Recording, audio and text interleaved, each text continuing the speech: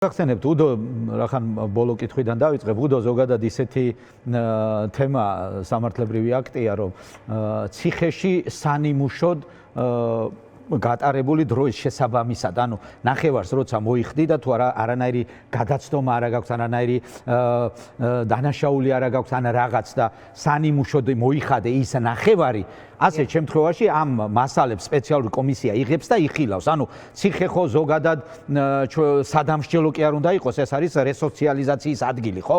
და ანუ უდო არის გამოსწორდა და გაუშვათ არის თუ არა ისევ საზოგადოებისთვის საშიში. ციხე არის იმისთვის, რომ საზოგადოებისთვის საშიში ადამიანები საზოგადოებას მოაშორო და ყავდეს იზოლირებულ მდგომარეობაში. უდო ისეთი მიმართულება მისცეს და შეკითხვები სპეციალურად ისეთი დასვეს, რომ აღიარება უნდათ მიიღოთ მათგან, რომ ბრალს ვაღიარებ, მოვინანიებ და ასე შემდეგ. ანუ ზოგადად ყველა გზა მათი იქეთ მიდის, რომ ადამიანები, რომლებიც არიან ღირსებით სავსე, სამშობლოსათვის თავგანწირული და თავდადებული ბიჭები არიან, ევროპული მომავლისათვის იბრძვიან, ამ ქვეყანაზე აი რეალურად თამამად შემიძლია არ არიან დიდი ასაკით, მაგრამ მართლაც აღამათენებენ ამაზე ფიქრით, უნდათ რომ აი ღირსება აყრილი გამოიყვანონ ციხიდან.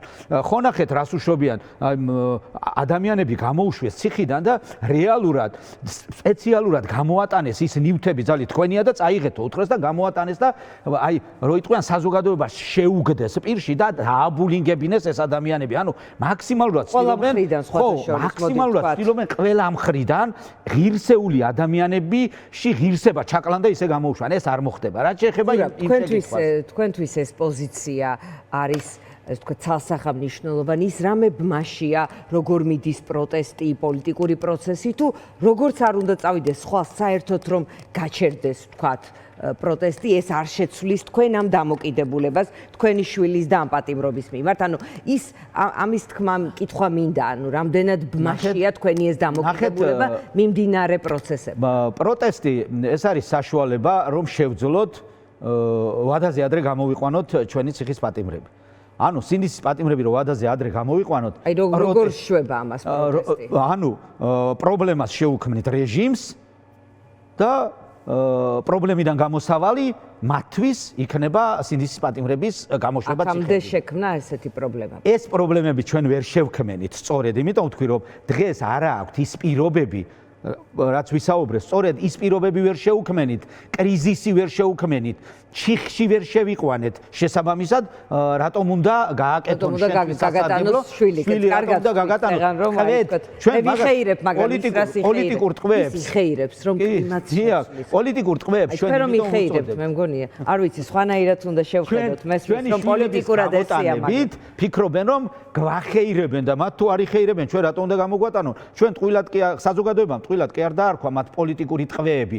სინდისის პატიმრები და პოლიტიკური ტყვეები დაარქვა, იმიტომ რომ ტყვეთი ვაჭრობენ, ხო? და ეს სავაჭრო თემა დააქვთ მაგ. რაც შეეხება იმ პირველ კითხვას, ძალიან მინდა იმას რომ უპასუხო. რომ ანუ ნახეთ როგორ არიან, გაბრაზებული არიან ჩვენზე, რომ არ ვაღიარებთ. და გაბრაზებული არიან და გაბუტული არიან ზოგადად, ანუ ყველასგან არიან გაბუტული. პროტესტში მონაწილისგან, პატიმრების ოჯახებისგან და ასე შემდეგ. და საზოგადოების იმ ნაწილისგანაც არიან გაბუტული, ვინც მათ არ აღიარებს. ამ დროს ეს მდგომარეობა შექმნეს თვითონაც არჩევნები გააყალბეს, დაიჭირეს ადამიანები უდანაშაულოდ, დაგწამლეს, დაარბიეს, ხალხი აწამეს, ყველაფერი დაანგრიეს, რაც თუ ამ ქვეყანაში აშენებული იყო ამ წლების განმავლობაში, საშინელი კანონები მიიღეს, ტროტუარზე დგომისთვისაც ციხეა, გადაკეტვისთვისაც ციხეა, 5,000-იანი ჯარიმები, 275,000 ლარის ჯარიმა მაქვს, 275,000 ლარის. ანუ ყველაფერი გააფუჭეს და ამავდროულად ჩვენზე არიან გაბუტული და გაბრაზებული, როცა მათი მხრიდან არც ერთხელ ნაბიჯი არ წამოს, ნაბიჯი კი არა, მილიონჯერ შევთავაზე, ყობახიძე შევთავაზე შემხვედროდა, როგორც მამა გველაპარაკა და გვეცაუბრა, პაპუაშვილი შევთავაზე ჩემშვის ტერორისტს რომ უწოდებს, დავჯდეთ და გავარკვიოთ, ბატონო, არის თუ არა რეალურად ტელევიზია ტერორისტი. ასეთი მზაობა ქონდათ მათ რომ სურვილი გამოეთქვა. რუსთავი შევთავაზე ჩემშვილზე გადაცემებს რომ აკეთებ, რომ ტერორისტია, დავჯდეთ და გავარკვიოთ, ბატონო, არის რეალურად ეს ტერორისტი. ანუ თვითონ ეს მდგომარეობა შექმნეს ქვეყანაში, არავისთან დალაპარაკება არ უნდათ, არავისთან გარკვევა არ უნდათ, არავისთან შეხვედრა არ უნდათ, დებატებში არც ერთ ტელევიზიაში არ მიდიან, არავის ოპონენტად არ განიხილავენ. თვითონ გაბუტული არიან მთელ საქართველოსგან და ამავდროულად ჩვენზე არიან გაბრაზებული, რატო არ გვაღიარებთო?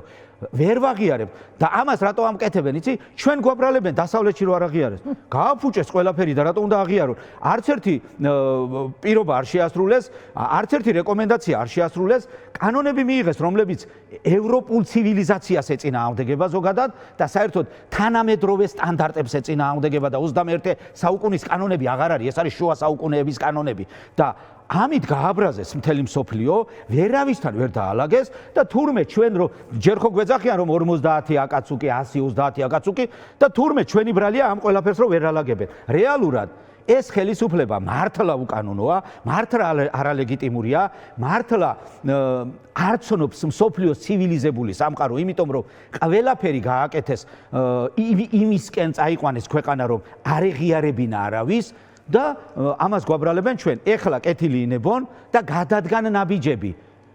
შეასრულონ რეკომენდაციები. სინდისის პატიმრები გაანთავისუფლონ, რაღაცების მოგვარება დაიწყონ, ტროტუარზე დგომის საშინელი კანონი რომ მიიღეს, ციხის გააუქმონ, გადაკეტვის, ანუ ადმინისტრაციული საზიზღრობები რომ მიიღოს, რაღაც ნაბიჯები გადადგან საზოგადოებისათვის სასარგებლო, ქვეყნისათვის სასარგებლო და ამ ქვეყნის ევროპული მომავლისაკენ რაღაც ნათელი წერტილები გააჩინონ. როგორც იაკობმა თქვა, რაღაცა ამ ქვეყანაში არ ვიცი, რაღაცნაირად ეს ტოქსიკური გარემო რომ კრიზისი პერმანენტული